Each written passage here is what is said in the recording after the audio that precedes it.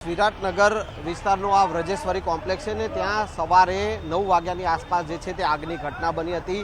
આ અહીંયા જે દુકાન જે છે એ દુકાનમાં મોટી માત્રામાં જે છે તે ઓઇલના બેરલ ભરેલા હતા અને આ શોર્ટ સર્કિટના કારણે આગ લાગી હોવાનું પ્રાથમિક જે છે તારણ સામે આવ્યું છે। અને આ જે આગની વિકરાળ એટલું સ્વરૂપ હતું કે આસપાસની 18થી પણ વધુ દુકાનો જે છે તે આગની ઝપેટમાં આવી ગઈ હતી અને હાલ પણ અત્યારે આગ પર જે છે તે કાબુ મેળવવાનો પ્રયાસ કરવામાં આવી રહ્યો છે, કારણ કે આ 18 જેટલી દુકાનમાં આગ પ્રસરી છે। એના કારણે ફાયરના અધિકારીઓ અને ફાયરના જવાનો જે છે તે અલગ અલગ જે દુકાનો જે છે એ દુકાનોમાં જઈ અને ચેક કરી રહ્યા છે કે ત્યાં ક્યાંય આગ અત્યારે છે। હાલ આગ તો પ્રસરેલી નથી ને એ તમામ વિગતો મેળવી રહ્યા છે। જે બેરલ જે રાખવામાં આવ્યા હતા ઓઇલના ને ત્યાં આગ અત્યારે મોટા અંશે કાબુ મેળવી લીધો છે, પરંતુ આગ પર કાબુ મેળવવા માટે મોટી માત્રામાં પાણી અને ફોર્મનો પણ ઉપયોગ કરવામાં આવ્યો હતો। આપણી સાથે કેટલાક વેપારીઓ જે છે આ વ્રજેશ્વરી કોમ્પ્લેક્સના વેપારીઓ છે કે જેઓની દુકાનોમાં પણ નુકસાન થયું છે। વેપારીઓ આપણી સાથે છે, તેઓ પાસેથી જાણીશું આગની ઘટના બની છે, નુકસાન તમારી દુકાનોમાં પણ થયું છે, મોટી માત્રામાં અહીંયા ઓઇલ રાખવામાં આવ્યું હતું ગેરકાયદેસર ઓઇલ અને તેના કારણે આ પ્રકારની સ્થિતિનું નિર્માણ થયું।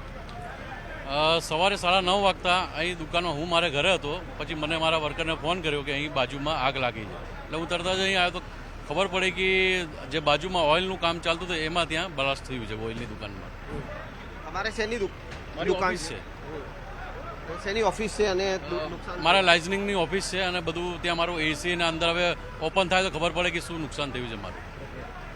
શું કહેશો, આ આગની ઘટના બની છે, આ પ્રકારનું ગેરકાયદેસર ઓઇલ રાખવામાં આવ્યું તો એના કારણે આગ પ્રસરી છે, કોમ્પ્લેક્સમાં ફાયરની પણ સુવિધા નથી? ફાયરની સુવિધા નથી એ વાત સાચી છે।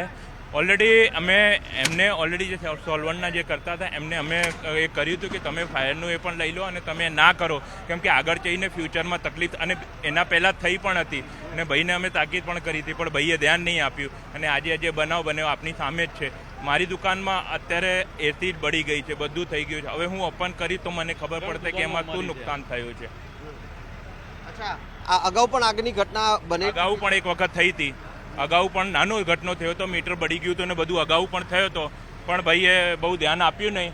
પછી અમે કીધું કે ભાઈ તમે આ ના કરો તો સારું કે ખોટું આજુબાજુવાળાને હેરાન, આજે આ વસ્તુ બનાવ બન્યો ને તમારી સામે છે કે અમે બધા હેરાન થઈ ગયા છે બધા। આજે વેપારી છે, તમારે શેની અહીંયા દુકાન હતી અને શું? ફેબ્રિકેશનનું કારખાનું છે બાજુમાં, અને આગ લાગી 9 વાગ્યે, મોટી માત્રામાં ઓઇલ અને કેરોસીન એ બધું એની દુકાનમાં હતું અને શોર્ટ સર્કિટથી આગ લાગી।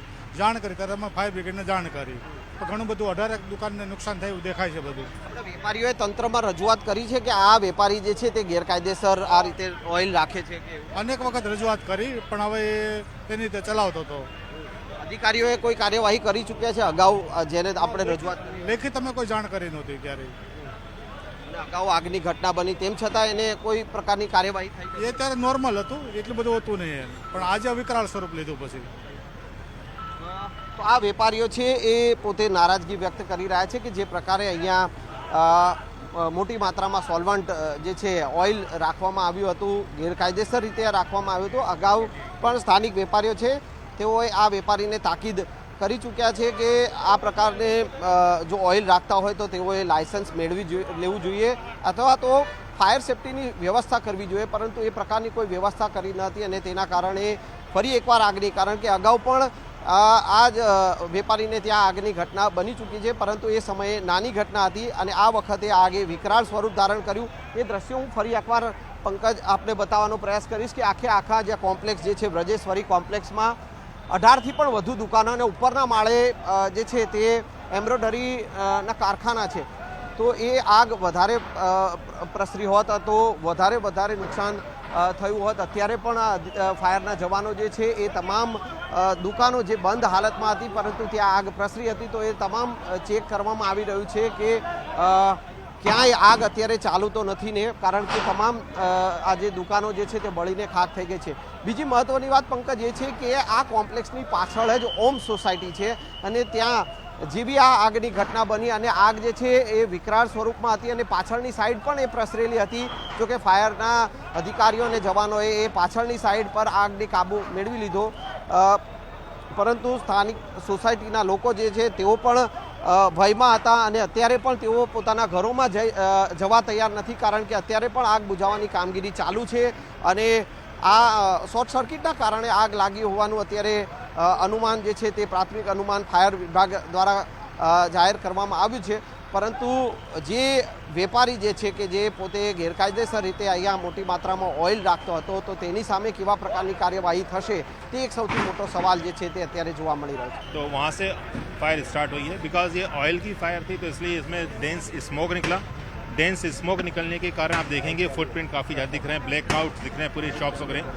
और इसके साथ में आसपास भी कपड़ा प्रोसेसिंग की काम चल रहा था, एम्ब्रॉयडरी और कटिंग के काम चलते थे, तो कपड़े की दुकानें भी और थी, तो जो इन्वॉल्व हुआ आप देखेंगे शॉप्स लंबी दिख रही है, उसमें कपड़ों का प्रोसेसिंग चल रहा था, तो जो कपड़े थे, काता था, धागा था, तो उसमें भी फायर लगी है, तो वो फायर फैली है.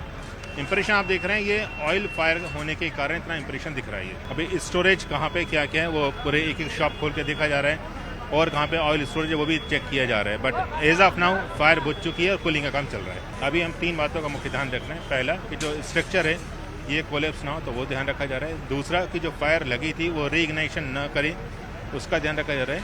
और तीसरा और मुख्य बात है कि जो बाकी जो आसपास की जो अपना स्टोरेज है, गोडाउन है, शॉप्स हैं, उनको एक बार चेक किया जा रहा है कि उसमें कहीं कोई पर्सन फंसे ना हो या फिर अपना सामान पूरा बचा सके. અહીંયા વિરાટનગર પાસે બાપુનગર પોલીસ સ્ટેશન વિસ્તાર છે, ત્યાં બ્રજેશ્વરી કોમ્પ્લેક્સ છે, એમાં કોઈ કારણોસર આગ લાગેલી છે અને ટોટલ 18 દુકાનોમાં આગ લાગી છે અને અત્યારે એના અનુસંધાને અહીંયા એમ્બ્યુલન્સ, ફાયર બ્રિગેડ અને પોલીસના તમામ માણસો અત્યારે અહીંયા હાજર છે.